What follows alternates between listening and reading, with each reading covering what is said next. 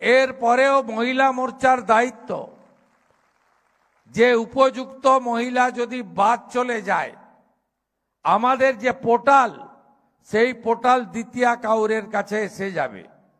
সেখানে আমাদের মহিলা মোর্চার কর্মীরা প্রত্যেকটা মা বোন দিদির কাছে গিয়ে আপনারা 10ই জুলাই 2026 পর্যন্ত আবেদনকারীদের মধ্যে উপযুক্ত কেউ যদি বঞ্চিত হয়, আবার নতুন ফর্ম ফিল আপ করতে হবে না, শুধু ফর্মের নম্বর, অ্যাকাউন্ট নম্বর দিয়ে অভিযোগটা নথিভুক্ত করবেন।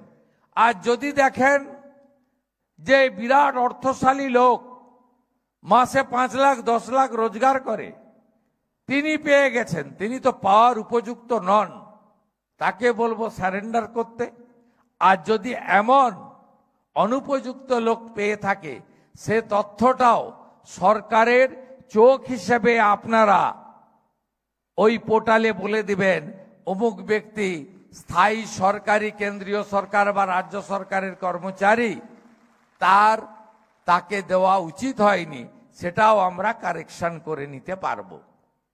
সরকারটা আপনাদের।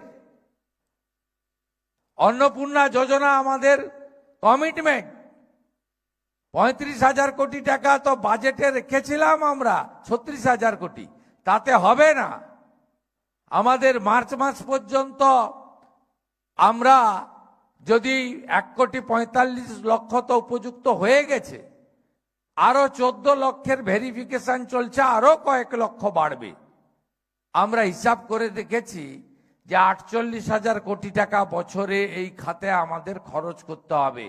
কিন্তু ভারতীয় জনতা পার্টি ভেবে চিন্তে অঙ্গীকার করেছে, সেই অঙ্গীকার পূরণ ভারতীয় জনতা পার্টি করেছে, আগামী দিনেও করবে। আপনারা বিশ্বাস ভরসা আমাদের উপরে রাখুন। আজকে প্রাপকরা অনেকেই অভিনন্দন জানিয়েছেন। এর আগে উত্তর কলকাতা মহিলা মোর্চা অভিনন্দন জানিয়েছে। উত্তর কলকাতায় 76,817 জন পেয়েছেন, আর আপনাদের এখানে 53,000 মহিলা পেয়েছেন। আপনাদের সকলকে আমি মাননীয় প্রধানমন্ত্রী নরেন্দ্র মোদীজির গ্যারেন্টি এবং আমার পক্ষ থেকে অভিনন্দন জানাই। শুধু দ্বিতীয় কাউর নয়, উপবিষ্ট আছেন রাজ্যের সাধারণ সম্পাদিকা, আমাদের অত্যন্ত জনপ্রিয় লড়াকু নেত্রী প্রাক্তন সাংসদ লকেট চট্টোপাধ্যায় মহোদয়, আমাদের মধ্যে জেলার সভাপতি ভাই অনুপম ভট্টাচার্য আছেন, আমাদের মধ্যে বর্ষিয়ান নেতা সাওরজি রয়েছেন, আমাদের মধ্যে জিএসরা আছেন, জিতেন্দ্র সিং শুক্লা বোন আছেন, নিতাই শীল ইনচার্জ আমাদের ভবানীপুর আছেন, আমাদের শতরূপাদি রয়েছেন, তিনি বালিগঞ্জের প্রার্থী শুধু নয়, বলিষ্ঠ নেত্রী।